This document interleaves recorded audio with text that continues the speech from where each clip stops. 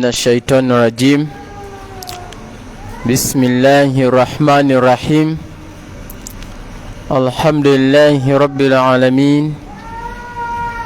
والصلاة والسلام على رسول الله صلى الله عليه وسلم.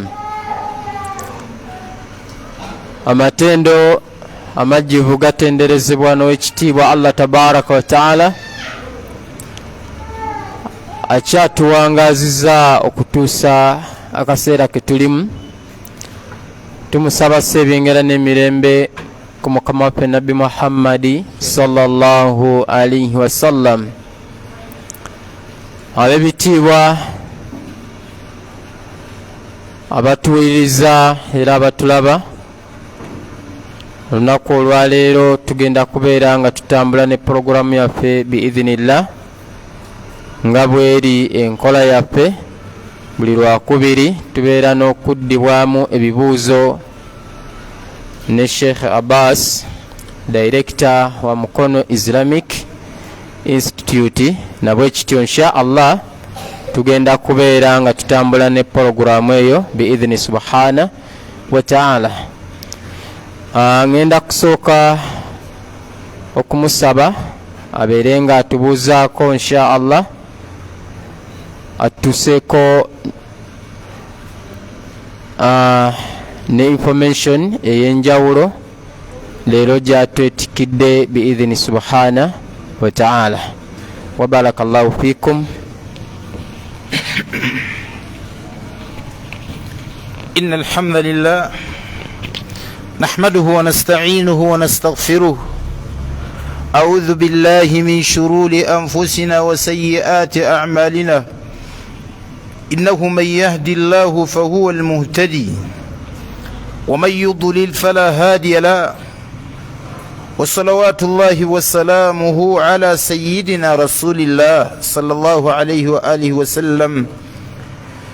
Abarugana b'ebitiibwa tumutendereza Allah, tumusaba Allah sokusasira kwe ku Nabbi Muhammadi sallallahu alayhi wa alihi wa sallam. Kutira omwoyo gwange n'ejammwe okutya Allah tabaraka wa ta'ala, nokitegeera baganda bange nti edduniya yakukolerako, naye omuntu yali badde ateekayo kaweefubeewe ne ijtihadi ye okulaba nti byakolerako Allah bisiima jalla jalaalu. Mbakuutira okwewala omuntu okubeera nga yeewala haramu, kuba haramu wa bulabe eri obulamu bw'omuntu obw'edduniya n'obulamu nga tusinkanye Allah tabaraka wa ta'ala. Insha Allahu ta'ala obubaka obutonotono bwe tugenda okubeera nga tutegeeza abasiraamu bukwatagana na okukola. Abasiraamu abatuufu oba omusiraamu omutuufu alina okubeerako n'ekintu kyeyekwasa okubeera nga mwafuna al-kasab wa quuta yawmi, nga mwafuna inkamu ye, ekyokubiri nga mwafuna ekyokulya kye ekyolunaku ayyan kaana, kibeere ekyokukola nga kifaanana kitya, ebbanga likimala nga kibeera halaali. Okukola owekitiibwa Allah tabaraka wa ta'ala yakukuutira abantu okukola, nagati waqul i'malu, gamba abantu bakole emirimu, fasayara Allahu amalakum, owekitiibwa Allah ajja kutegeera nti muli bakozi. Nomubaka bwe yali waali nga asobola okulaba abantu abakozi, nabwe kiti abakkiriza ababeerawo bategeera nti omusajja oyo mukozi munyiikivu. Ekyokubiri, Nabbi waffe Muhammad sallallahu alayhi wasallam yatulaga nti omuntu alina okukola. Nabbi sallallahu alayhi wasallam yatulaga nti alina okukola. Hadithi mweri mu Sunan Abi Daud nga Nabbi Muhammad sallallahu alayhi wasallam atuga nti omu okutambula n'agenda ku lusozi n'asenyayo ekinywa ky'enku n'akyetikka ku mugongo gwe, n'akireeta n'akitunda afunemu ekyokulya kye oba ekyokunywa kye, n'obuwangaazi bwe khayrun lahu, kyekisinga obulungi min an yas'ala an-nas, okugenda atandika okusabiriza abantu fayamna'uhu au yutihi nibabeeranga bamuwa obanga bamuga nti tetujja kuwa kubeera kuswala eri abantu omuntu okwogera ekigambo ekifaanana bwe kityo oba omuntu okubeera nga asaba abantu ne bamuwa oba ne bamumma nikibeera nga omusiraamu omutuufu alina okuteekawo enteekateeka ey'okukola era mbiraga nti omuntu alina okukola okubeera nti nabbi waffe Muhammad alayhi salatu wassalam sahaba yajja namuga ti ya rasulallah nina obwetaavu mbadde nkusaba oŋŋambire ku basiraamu babeereyo ne kye bampaayo nabbi waffe alayhi salatu wassalam namuga nti oyinayo kyoyina ewaka kyetusobola otutunda kyeyali ategeeza namuga ti naam indi bisaata ninayo kakapeti wal ina waliwo n'ekintu ekisena dalu ekisena amazzi kigambo baali bakikola nga kyanyirira bulungi nnyo nabbi sallallahu alayhi wasallam nabeeranga amuga nti iti bihima genda obindeetere omusajja oyo sahaba yajja eri omubaka Muhammad sallallahu alayhi wasallam n'ekisena kye najja n'akakeeka kaako bakasampa oba kakapeti ke n'akateeka waali nabbi Muhammad alayhi salatu wassalam oba ekyokwebikka kitwale nga bw'okitutte bwe yakireeta waali nabbi n'agamba sahaba man yashtari minni hadhain ani angulako bino ebibiri faqala ahadu sahaba omukuba sahaba n'awanika omukono naga ti ana ashtarihima ya rasulallah bidirhami nze ngenda bigula dirhamu emu nabbi sallallahu alayhi wasallam naga nti man yazid ala dirham ani ayongera ku dirhamu eyo ono gyayagala okuleeta faqala sahabatu ana ya rasulallah ashtarihima bidirhamaini nze omubaka wa allah ngenda kugula ebintu by'omusajja oyo dirhamu 2 nabbi sallallahu alayhi wasallam nabimuwa nibamuwa dirhamu 2 nagamba omusajja ono sahaba namuga nti kyoba okola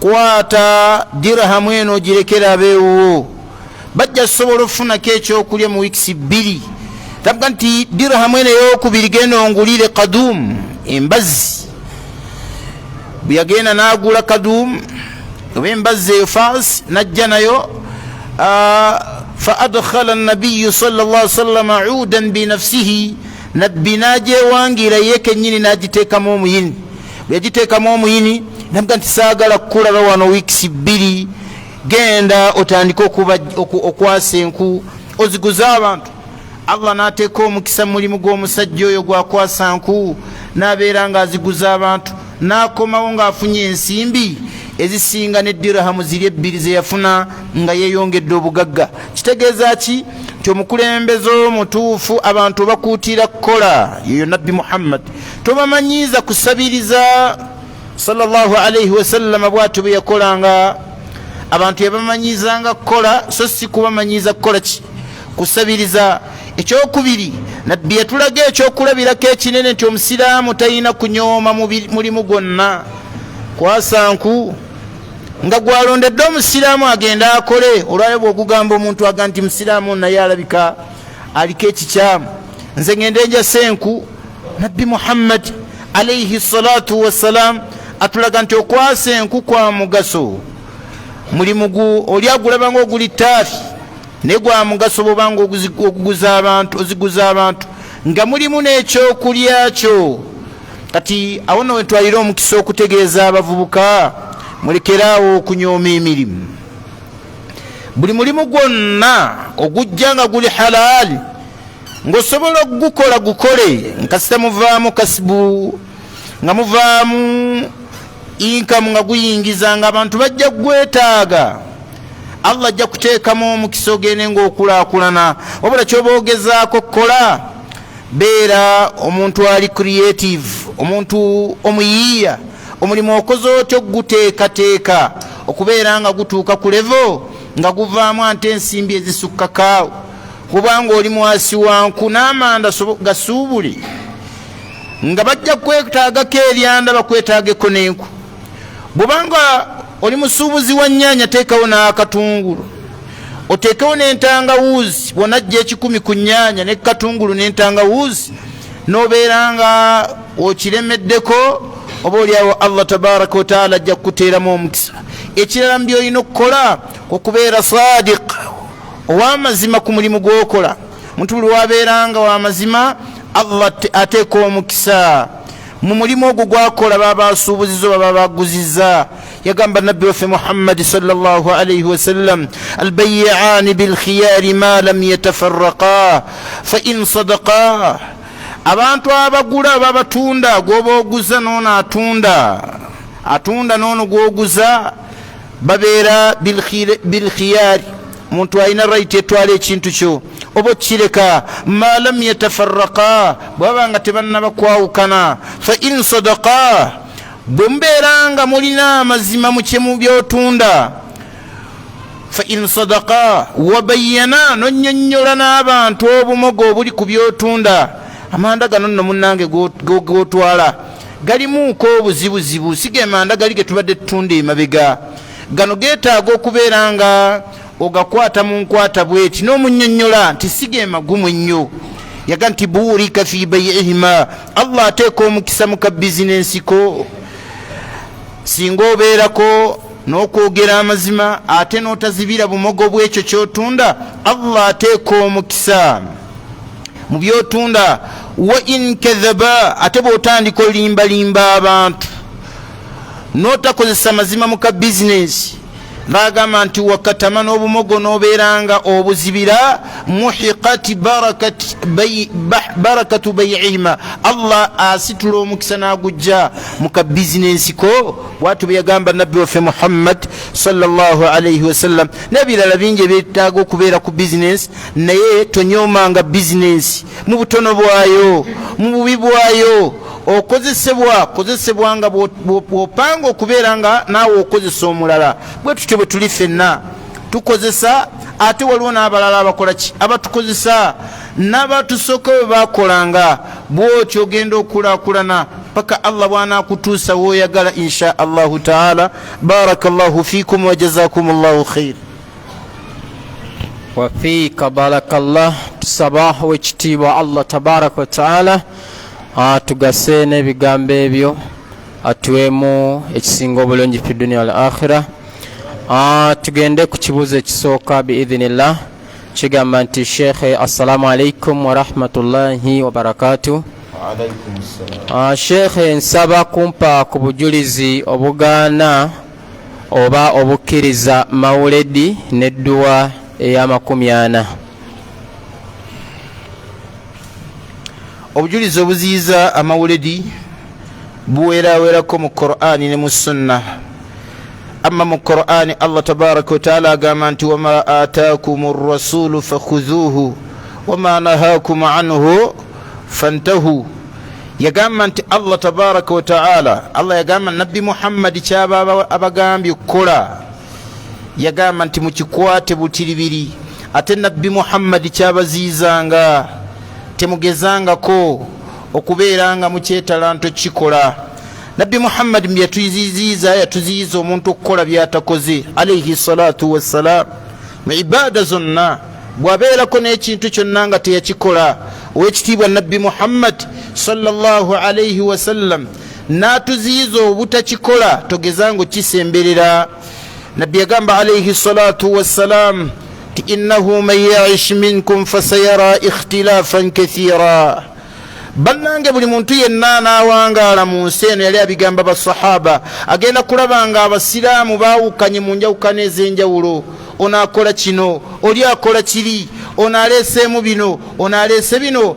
N'abaga nti fa alaikum bisunnati, anaawona ayina kwekwata ku nkola yange nze Muhammad, wa sunnati alkhulafai rashidin, n'enkola y'abo bakhalifa bakola ki, abatusookawo oba bakhalifa arrashidin abalungamu.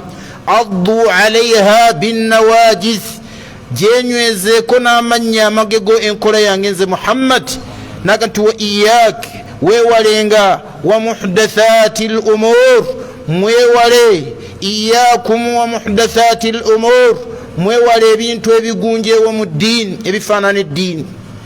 naga fa inna kulla muhdathatin bid'a buli we munaagunja mu ddiini mujja kuba muzudde wa kulla bid'atin dalal ate buli we muzuula muba muguddewo omulyango gw'obubuze omuntu yenna azuula yadde ng'akiraba kifaanana n'obusiraamu aba agguddewo omulyango gw'obubuze wa kulla dalalatin fi nnar ate obubuze allah agenda kukwata nnyini waabwo amusuule mu muliro tusaba allah ataasa omuliro hadithi eyokubiri hadithi ya aisha mu sahihain yaga nti nabbi waffe muhammad sallallahu alayhi wasallam yagamba man ahdatha fi amrina hadha yenna azuula mu ddiini yaffe eno ma laysa minhu nga nze muhammadi sikireseemu n'ateekawo enteekateeka gye sikoze nga sigireseemu fahuwa raddu allah akwata biibada bye namuga saagala twala allah mardudun alayhi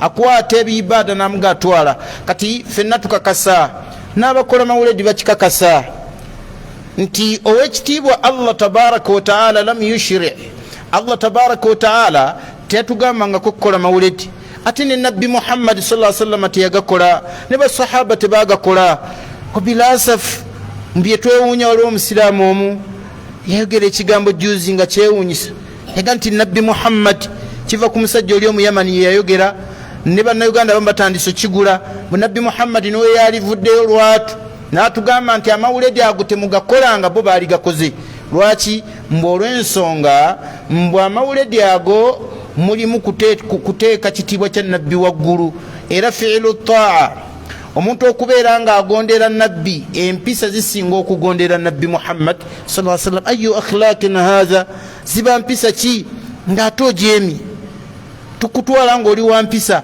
n'atandika okuleetawo ebikolwa oba ebigambo ebyaliwo ebyokwetoowaza kw'abasahaba nga abubakari siddiq radiyallahu taala anhu nabbi okulaza gyali nti animukuth makanak sigala mu kifo kyo nga yali akulembedde abantu abubakari raja qahkara n'akomawo emabega nabbi n'amubuuza nti ma manaka an tathbuta makanak lwaki tewasigadde mu kifo kyo iz amartuka iz ashartu ilaik bwe nkulazizza gy'oli naga nti ma kana li ibni abi kuhafa an ya umma rasulallah tekigwanidde eri mutabani wa abi kuhafa abubakari okubeera nga akulembera nabbi muhammad mu ssala wa huwa hayy nga nabbi muhammad mulamu mbwe ekyo kyeyekwasa mu abubakari yajemera nabbi okwo si kujeema aslan abubakari yali alizoninga yagamba nabbi bw'aba waali sobola kukulembera mu ssala mbona bano bagamba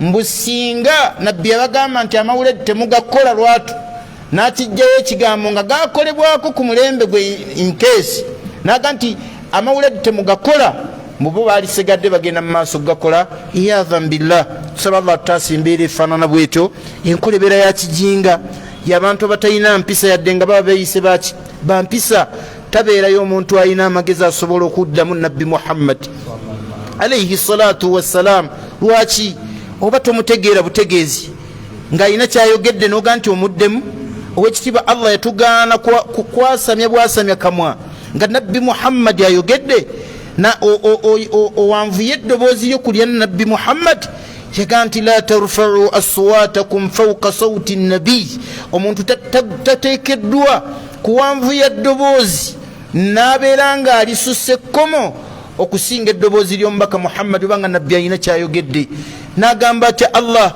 an tahbata amalukum emirimu gye mugiyinza okussa zirimwamu awo allah n'azisazaamu kuwanvuya eddoboozi lyo ga nabbi muhammad sallallahu alaihi wasallam so tugamba abantu abalina endowooza eyo n'enkola eyo an yatuubu ila allah okukola tawuba eri allah tabaraka wataala gwe boogerako nabbi muhammad nti abakugaana era baalikoze tebamutegeera wa aslan wa fi'lan era mu bikolwa ne mu bigambo bw'oba otunuulidde obujulizi bwonna nabbi muhammadi yagaana abantu okugunjawo bidha ezifaanana n'amawuledi oba ezifaanana n'enkola eyo ey'okuzuula mu ddiini waliyadhu billah barakallahu fikum jazakumullahu khair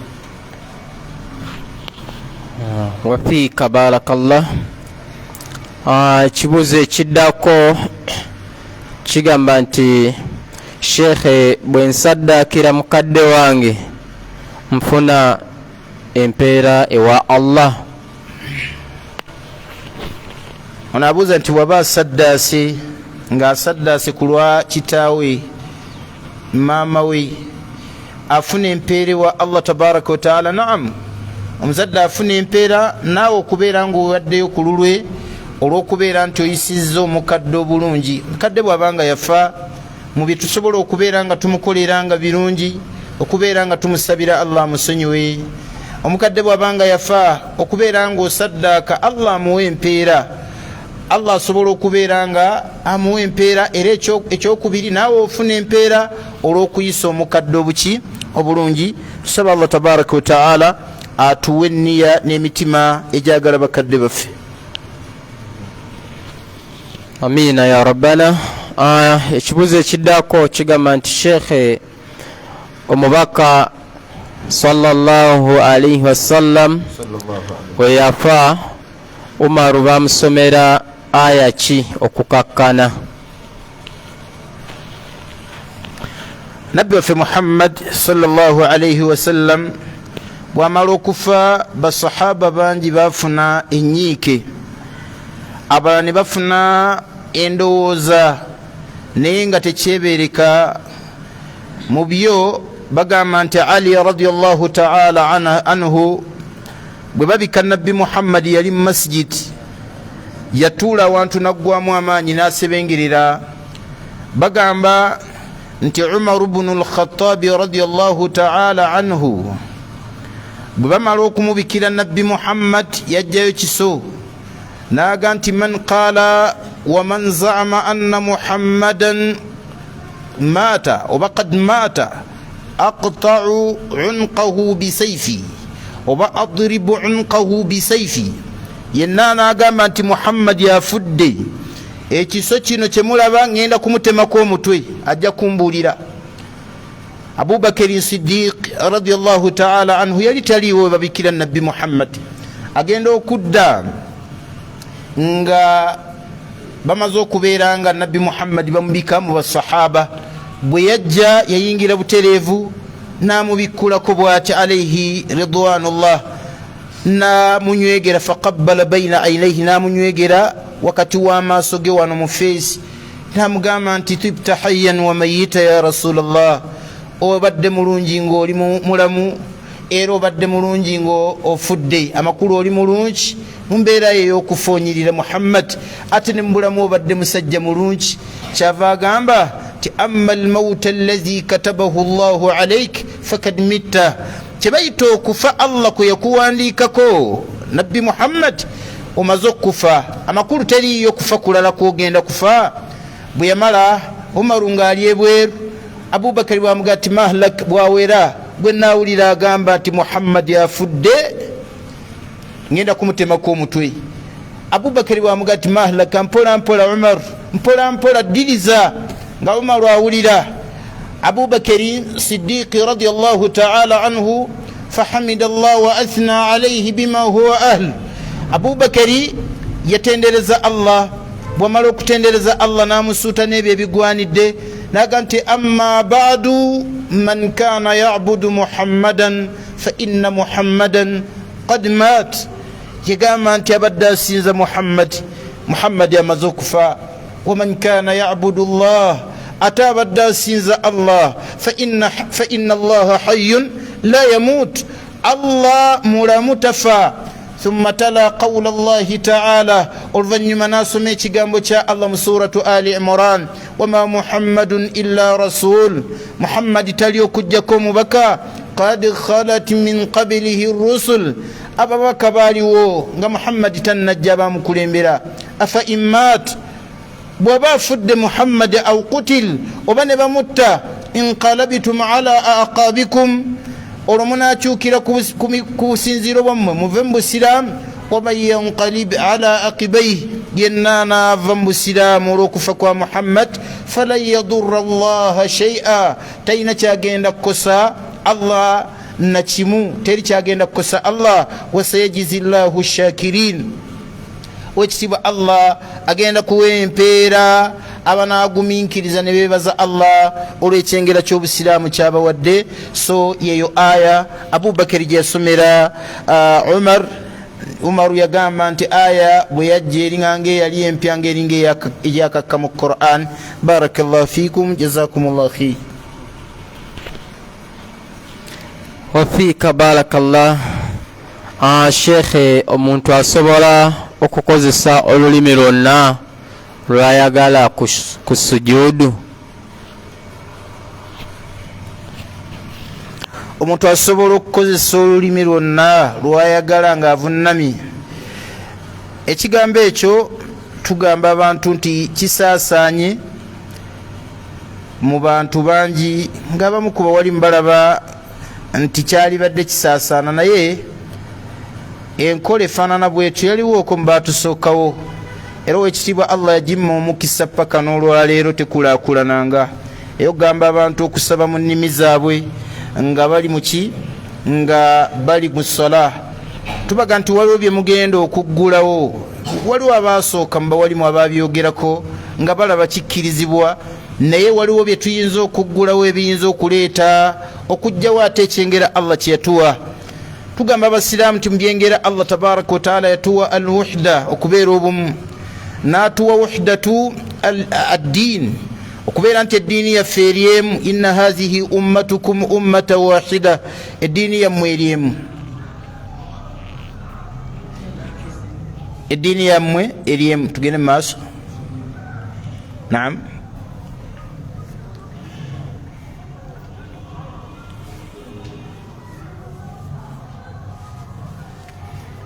Owekitiibwa Allah tabaraka wa taala yagamba nti eddiini yammwe eno eri emu. Wa ana rabbukum fa'budun. Mu Allah bye yatuwa mu ddiini mino nga biraga uniformity, nga biraga obumu, oba biraga nti ddala ddala tuli uniform. Yessola eno gye mulaba baganda bange, mwetegereze essola okuviira ddala ku ntandikwa yaayo ku takbir. Abantu oluga nti Allahu akbar, Allah n'atufuula kimu. Ogenda okulaba nga buli muntu yenna agambye Allahu akbar, byonna babivuddeko abaatebenkedde wa Allah. Weetegereze bye tusoma imaamu ng'asoma, obutebenkevu obubeerawo n'enteekateeka Allah gye yatuwa kyengera eri Allah, n'olulimi lwe tugisaalira mu kyengera eri Allah tabaraka wa taala. Allah ekituwa nga kiri uniform, n'olulimi lwe tusabiramu mu ssala eyo. Akati singa baggulawo omulyango gw'okugamba nti essola eno gye tusaala tugisaale mu Luganda, oba okwogerera Oluganda mu ssola nga tusaba mu ssola, ojja kulaba nga enjawulo weeri. Singa baleeta agenda otusaaza mu ssola ng'agenda kubeera mu Lugwala, agenda kwogera biki? Ebyo bigenda kulanda. Singa bagenda abatuleetera agenda otusaaza nga mu China, agenda kwogera biki? Tubiwulire oba tubitegeere. Kati Allah tabaraka wa taala n'atuwa ebigambo nga bifunze, bitegeerekeka, omuntu abisomera mu kiseera kitono n'abitegeera, ate nga byangu, kubanga olulimi Oluwarabu Allah yaluwanga lugagga. Ne kibeera nga okukuuma uniformity eyo Allah gy'atuwadde ng'ekyengera, tuyina kugikuuma n'ekigambo ky'omubaka Muhammad sallallahu alayhi wasallam ekigamba sallu kama ra'aytumuni usalli, musaale nga bwe mwandabwe mundaba nsaala. Era ekyo kye tusigala nga tutegeeza abantu nti oli takkirizibwa kwogera lulimi lutali Luwarabu mu ssala, kyekigambo ky'abawalimu abasinga obungi, era nga tulaba nga kyekituufu. Abamu on'okuwa ekitiibwa ekigambo kyabali kye boogera, newankubadde nga Allah tusaba aleme kiwa mukisa okutuusa we aliggalawo ensi eno, abantu babeere nga Allah ekyengera kyetuwa tutambula nakyo. Baganda bange nammwe mukiraba, baganda bammwe oba bannaffe mu umma ziri endala, Abakatuliki, abalokole, ne baleeta omusabisa nga tayogedde lulimi lubagatta. Wakati wano oluusi batera okukozesa Oluzungu ng'avudde eri n'akozesaamu ku Luzungu. Ne baleeta omusabisa nga mu China nga ye mufaaza gwe baleese, olaba embeera ebeerawo. Ne baleeta omuntu nga omusabisa mu Lugwala oba waggwanga ng'olulimi terutegeereka wano, nabo bennyini nnyini bagenda okulaba nga tebakyabikola ki, tebakyabiraba. ebyo byemwagala mu umma yaffe nabyo bikole bijje, so tugamba nti tusigaze ekyo Allah kyatukuumidde paka olwaleero we tukutta akati essala tugisaale mu lulimi nga Luwarabu. Bwe tuba tuvudde mu ssala insha Allahu taala ebifo by'okusabiramu oluganda biki bingi, ojja kulusaba ng'omaze okusaala, ojja lusaba oyimuseeko ekiro, ojja lusaba mu kiseera kyonna w'oyagadde saba oluganda lwo la baasa bihi, n'ennimi endala osobola ozikozesa. Amma mu ssala fala, ekyo kyensomesa abantu era kyemmanyi nti kyekituufu. Wallahu taala alam. Barakallahu fiika. Ekibuzo ekiddako kigamba nti Sheikh, nsaba kumbuulira ku bukwakulizo obugoberera ku mukolo gwa haqiqa, okugeza mpulira nti ekibumba kiyina okuba mu sukaali. Haqiqa mukolo gwa busiraamu owekitiibwa Allah tabaraka wa taala kulimirwa nabbi waffe Muhammad sallallahu alayhi wasallam yagamba nti ala algulaami shaataani, omwana ow'obulenzi asalibwa embuzi 2 nga ya haqiqa. Wa ala albinti shaat, ate omwana ow'obuwala oba wa ala aljariyati shaat, oba omwana ow'obuwala asalibwa embuzi emu. Hadithi endala naga nti kullu mawuludin, buli mwana azaalibwa uhurika anhu dam, mumuyira omusaayi amakulu musale ey'ekisolo, watumiitu anhu al-adha, mumusaleko naki n'enviiri. Kati kitegeeza ki? Nti omuntu yenna buli bwazaalibwa naaweza ennaku 7 nga nabbi bwe yagamba asalibwa haqiqa. Bwabeera mwana wa bulenzi tumusalira embuzi 2, bwabeera mwana wa buwala ntumusalira embuzi emu. Waliwo ebintu ebigenda biteekebwa ku haqiqa eyo nga byaliwo mu jahiliya, obusiraamu bwajja ne bubijjawo, naye ng'ekyewuunyisa abamu bakyabitwala ng'ebikulu. Mu byo kwe kuddira ekibumba mbu bakiteekamu omubisi gw'enjuki, wano mbu bakyusaamu ne bagaa tuteekemu sukaali. Ebyo si byaffe nabbi Muhammad tabyogerangako alayhi salatu wassalam mu bujulizi obutuufu. Mu byo bye bagamba mbwe haqiqa ennyama yaayo tebagitemera mu magumba, batemera mu mafasiri mu biyungo. Ekyo nakyo si kituufu, nabbi Muhammad tabyogeranga. Bw'oba osala haqiqa tugisala ng'ennyama endala. Mu byo bagamba mbwe amagumba ga haqiqa tuziika maziike, tetugasuula obusuuzi. Ekyo nakyo nabbi Muhammad takyogeranga. So bukwakkulizo la dalilan alayha, tebuliiko tebuliiko njigiriza ya nabbi waffe Muhammad sallallahu alaihi wasallam. Tukutira abantu okubyewala haqiqa gisale mu nnomo we ng'abantu basala ennyama ya bulijjo. Bw'oba osala soma bisimillah, bw'omala okusoma bisimillah n'enniya ya haqiqa, tematema ennyama eyo osobola ogigaba mu ntemaatema yonna nga butematema ennyama yaffe. Osobola ogigabira abantu nga mbisi, oba osobola ogifumba bita'umma almanfaa, emigaso sobola okubeera nga gibuna, n'ogabirako buli muntu najja n'akwatako ekifi nga bwe bagamba bawalimu baffe. Sheikh Ibn Uthaymin yayogera ekigambo ekyo nagati lita'umma almanfaa, afumbye yasinga obulungi. Wallahu ta'ala alam.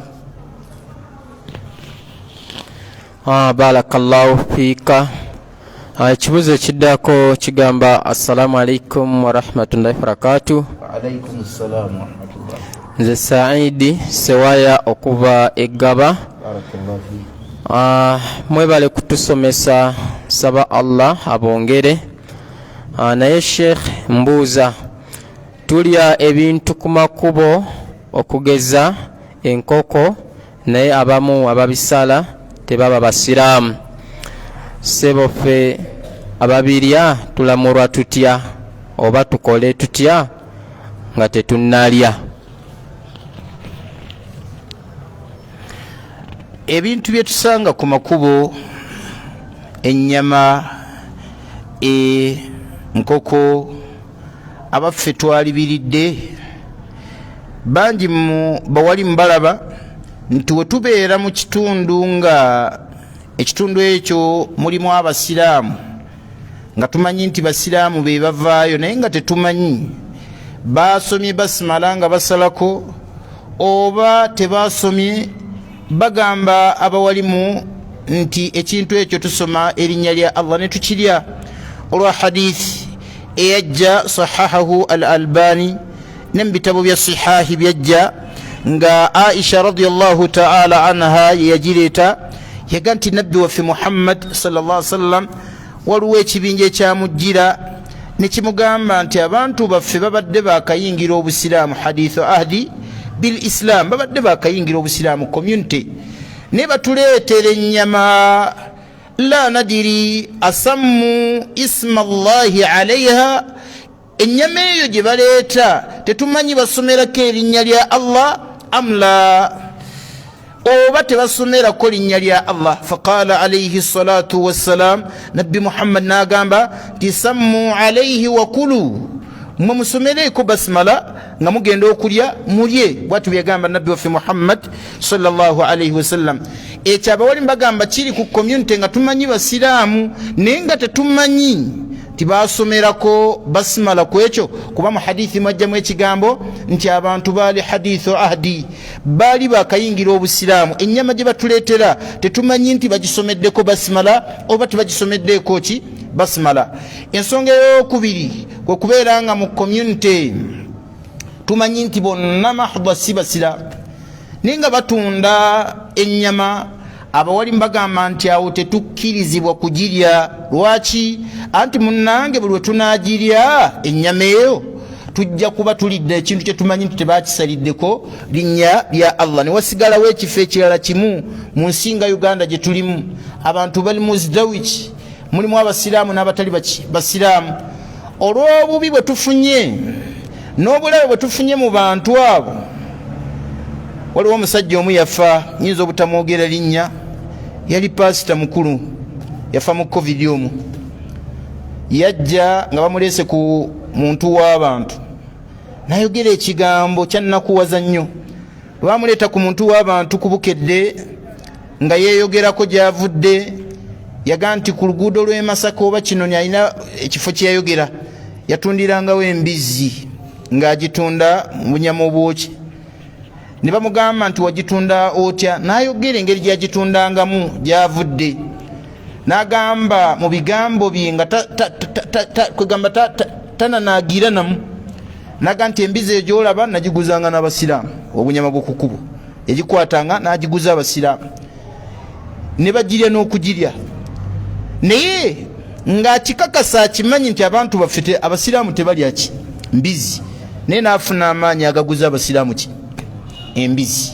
Kitegeeza ki nti eggwanga lye tulimu waliwo abatatwagala ng'ebyo bye bakola ate nga gy'emirimu gye bakola ki. So kyalibadde kirungi omuntu n'amala ottayakkana bunyama ki bw'agenda okulya. Ngenda kulya bunyama ddala mu community. Kati waliwo ebifo ebimu nga bya alhamdulillah balina abasaza bamanyikiddwa abasiraamu. Kati ng'e Namawujjulu wali baleeta enteekateeka yaabwe ne batulaga omusajja awo baali bamuyita Haji Senkaivu nti yasala ku nnyama yaabwe n'aleeta n'obujulizi n'aga nti nze bukyanga etandikawo teri gwe tukkiriza tundira wano nnyama ng'agijje wabweru oba enkoko ng'agijje wabweru, ffe tusala ku nkoko za wano. Kati ebifo ebyo bimanyikiddwa kwata olye kubanga byo bimanyikiddwa. Amma ebifo bimanyikiddwa nga mulimu abantu abo tomala galyalya. Omusiraamu omutuufu tamala galyalya kuki ku makubo mu bantu abafaanana bwe batyo. Amma ensi bwebeera nga ya busiraamu tumugamba nti akole ki alye. Wallahu ta'ala a'lam. Barakallahu fiika. Sheikh, kikkirizibwa okusoma eddua bismillahi allahumma jannibna shaitan ila akhir dua, naye nga ogisoma oli mu bwenzi. Omuntu bw'abanga agenda kwenda akkirizibwa okusoma eddua ey'emikolo gy'obufumbo. Amateeka g'eddiini gagamba nti naamu agisoma naye tekijjaawo zambi yaki gya bwenzi. Obwenzi bwo bukola ki? Sigalawo. Abawali bangi nga bagamba nti agisoma omwana ono Allah yamutaase naye tekijjaawo kikolwa kye bakoze nti kiki tikikyamu era kya bwononefu. Wallahu ta'ala a'lam.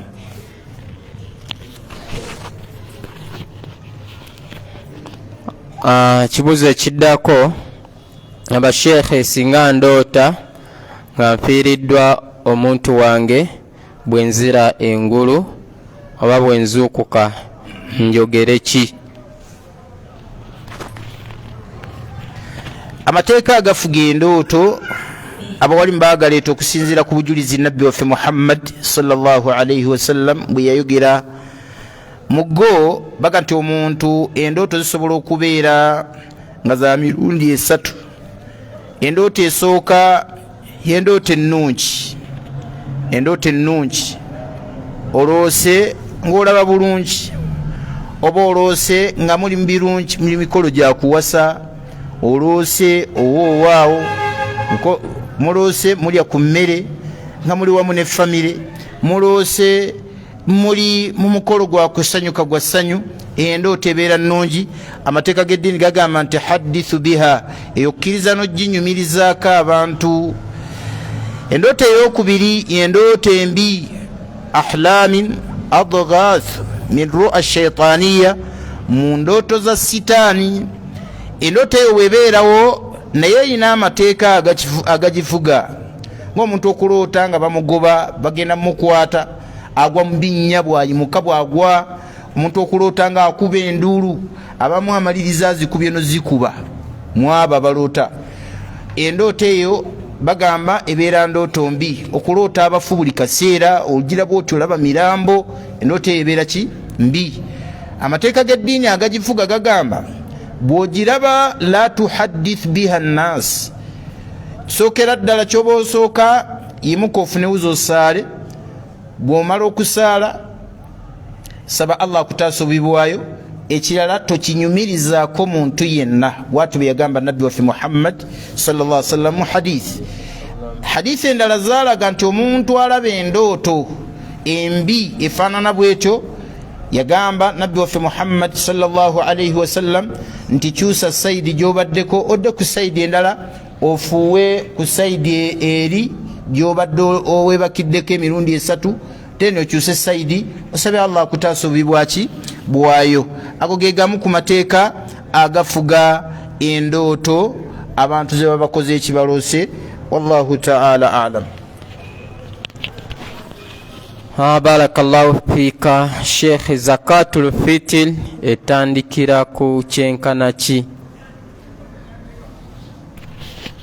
Zakatul fitri tutegeezaamu zaka ey'obubumbwa. Zakatul fitri eweebwa mu mwezi gwa Ramadaani nga guggwako, era eweebwa okusinziira ku mmere ey'ekitundu oba emmere ekozesebwa. Nabbi sallallahu alayhi wasallam yagifuula ya tteeka.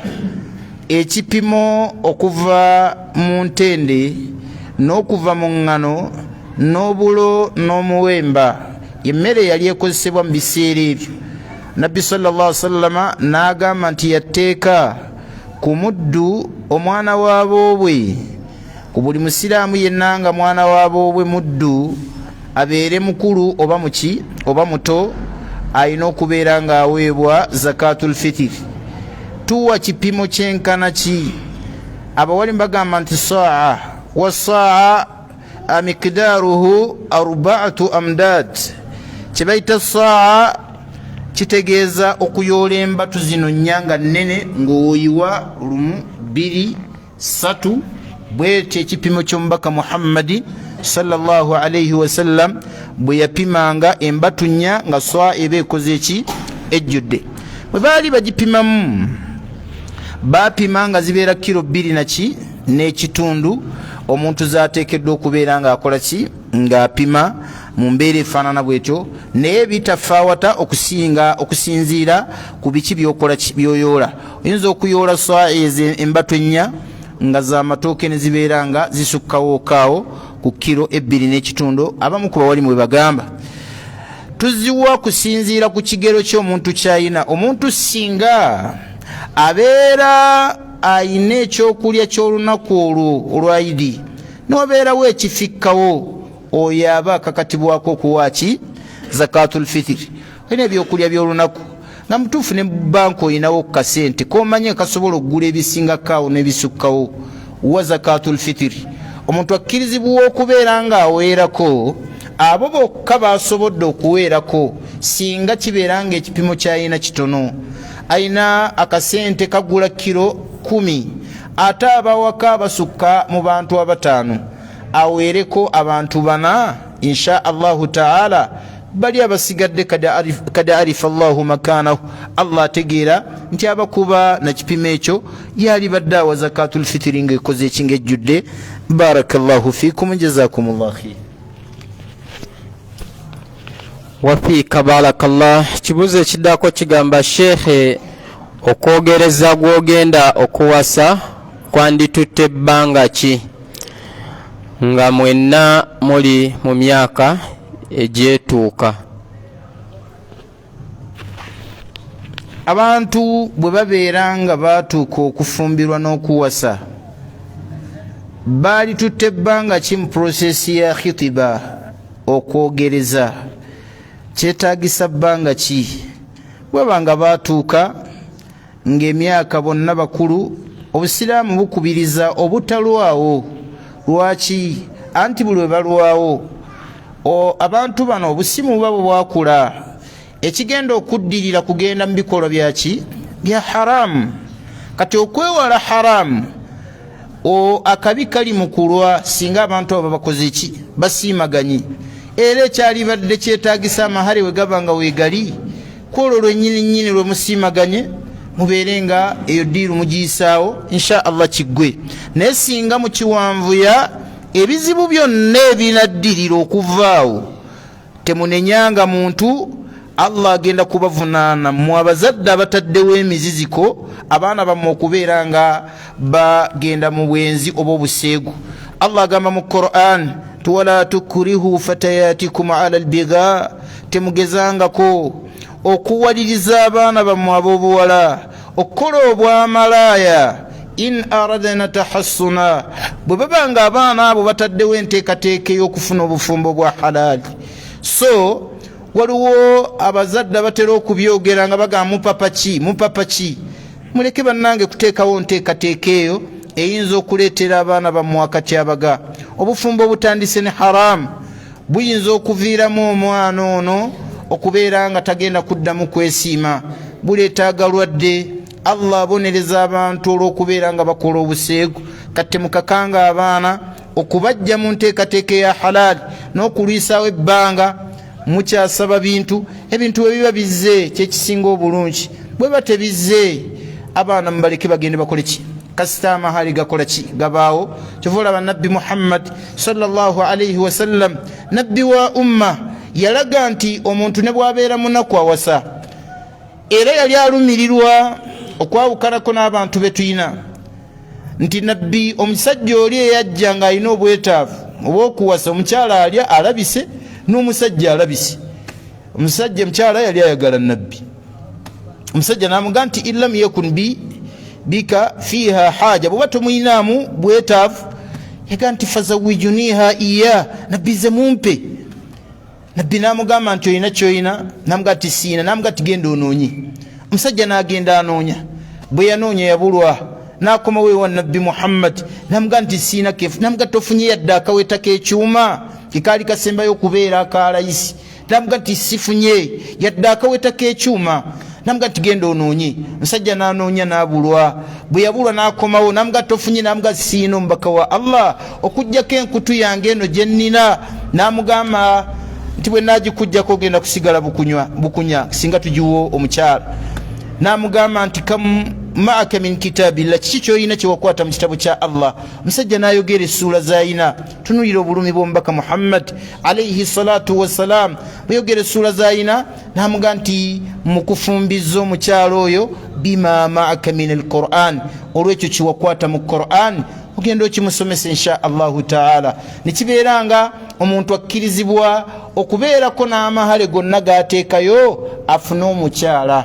Wabeerawo ate nga bonna baagala, omukyala ayagala n'omusajja ayagala, leka kufuuka muziziko mu bufumbo bwa banno, ne umma okubeera ng'ekola ng'egaziwa nga gwe ofuuse omuziziko. Bangi tubalaba, omwana n'abeera ku lujja ng'akugidde anaamuwasa, ate ne batandika mwenderakaawo ku lujja. kyokka tebamwenderako ku lujja n'atandika ovuma omwana.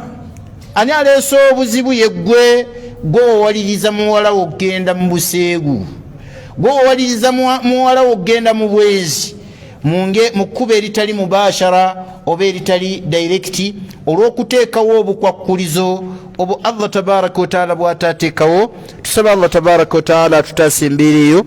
Wallahu taala alam. Amina ya rabbana. Sheikh, mama wo waaba ng'agenda okusaala awulira omubiri nga gumusiiwa, wayambala ebiwanvu abutuka, Sheikh akola atya? Maama wo bw'aba ng'agenda okusaala nga yeebikkiridde awulira ng'asiibwa, bw'aba agenda oba wayambala ebiwanvu mbu abutuka omubiri gumusiiwa, ebintu tebifaanana bwe bityo bijja ng'oluusi sitaani yagala tulemesa kukola ki? Kola bituufu. Era kimanyikiddwa nnyo mu bantu nga shayitaani eteekawo amakubo ag'okwagala okulemesa abantu okukola emirimu gy'eddiini. Allah agamba mu Qur'ani nti wala tattabi'u khutuwaati shaytaan innahu lakum aduwwu mubiin. Sitaani oyo mulabe waki? Wa lwatu. Omukkiriza omutuufu bw'afuna okugera kwa Allah okufaanana okwo, akitegeere nti Allah yaba akigeze ng'ayisiriza mu mbeera ebibeera ebaddewo. Ekyokubiri, bw'amala okutegeera alina okubeera nga yatalaqi qadara Allah, ayaniriza okugera kwa Allah kwagera birrida, n'okusiima nti ekyo kivudde wa Allah era Allah ayagala mugezesa. Ekyokubiri, wal qabul, n'okukikkiriza. Arrida wal qabul, okukkiriza nti ebyo bibeerawo. Ekyokusatu, obutaggwamu maanyi ku nsonga gy'abadde akola. Bw'abeera nga mukyala tumugamba bw'abeera ewaka yeebikkule, ne bw'aba nga afulumye okuva mu bantu ayambale nga Allah bwe yakola ki? Bwe yamugamba.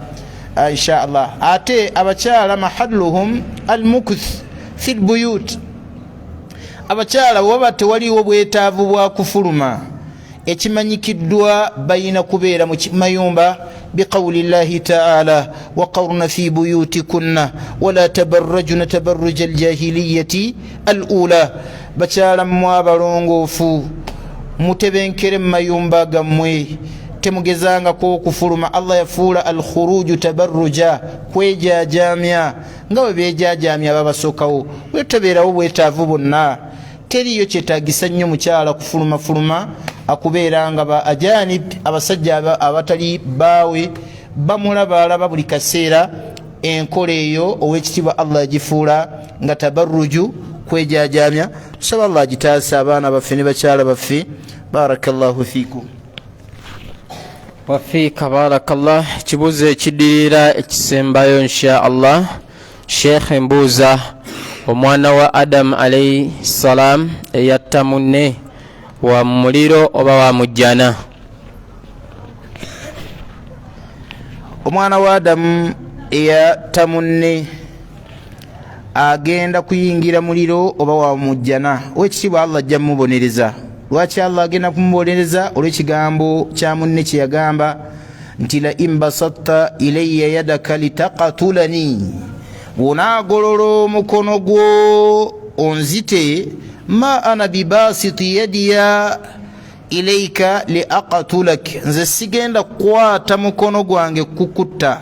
Inni uridu an tabua biithmi wa ithmik, nze njagala ogende n'ezzambi lyange n'ezzambi lyo, obeere mu bantu b'omuliro. Obujulizi bulaga nti omwana oyo Allah agenda mukola ki? Mubonereza. Ate buli atta omwana oyo afunako. Lwaki? Yaggulawo bidaa y'okukola ki? Y'okutta. Omuntu lwatandika omulimu ng'ogwo omubi, buli yenna amugoberera, ow'ekitiibwa Allah asigala amukola ki? Amuwaako nga bwe yagamba nabbi waffe Muhammad sallallahu alaihi wasallam, ng'era bwe yagamba Allah mu Qur'an nti wala takunu awwala kafirin bih, omuntu tagezaako okubeera nga yentandikwa y'okujemerani Allah. beera ntandikwa ya kulongoosa na kujjawo bikyamu, tobeeranga entandikwa y'okujemera Allah. Ebeere family, ebeere community, kibeere kyalo, tobeeranga nga gwosoosa okuteekawo ekikolwa eky'obujeemu abalala okukola ki, okukulabirako. Wal ilmu inda Allah. Wa barakallahu fikum. Ekibuuzo ekisembayo insha Allah olw'obudde kyama nti Sheikh, ennyimba z'Oluwarabu ezitendereza Allah n'okusuusuuta omubaka sallallahu alaihi wasallam zilamura zitya mu Busiraamu? Ennyimba, omuntu wabeerako ne oluyimba lwayimba lubeere lwa Luganda si lwa Luwarabu lukka, nga lulimu okuwaana Allah tabaraka wa ta'ala, nga lulimu okuwaana Obusiraamu. Oluyimba olwo terulina buzibu olw'ebigambo Nabbi waffe Muhammad sallallahu alaihi wasallam gye yatugaa nti mu buyimba obumu bulimu amagezi. Kati akayimba kalimu okusuuta Allah n'okuwaana Allah, ako tekalina buzibu ebbanga lye kamala nga khaliyan anil manakir, nga kavuddeko ebitamwa mu ddiini. Ebitamwa mu ddiini nga ki? Alatu musiqiya, singa omuntu akateekako musical instrument ezitali ttaali, akayimba ako kabeera kaki? Kafu. Ekyokulabirako okuteekako endongo, olwo oluyimba luba lufu, amateeka g'eddiini galugana.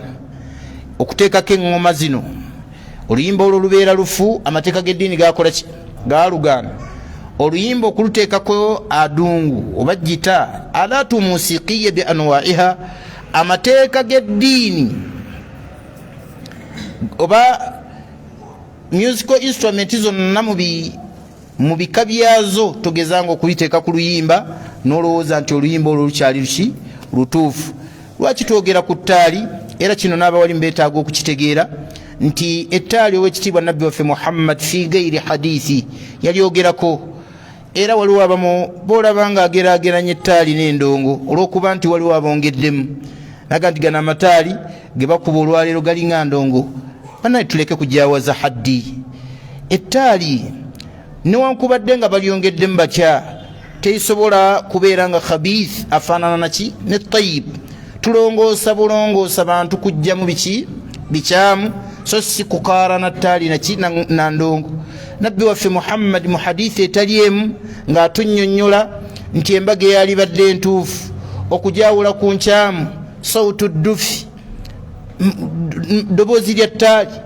Nabbi sallallahu alaihi wasallam obuwala buli obwali bukuba akataali oba obutaali obubiri, abantu okwongeramu ne basussaamu ne batakuba abiri oba okukuba agasukkawo nga basajja ne bateekamu abasajja ne batakubanga bakyala, tekitegeeza nti olwo livudde mu mbeera ya asli. Tulina okuwa ekitiibwa ebintu by'eddiini, obutamala byogerera bigambo bya guluwu, kwogera nga buli muntu bwakoze eki?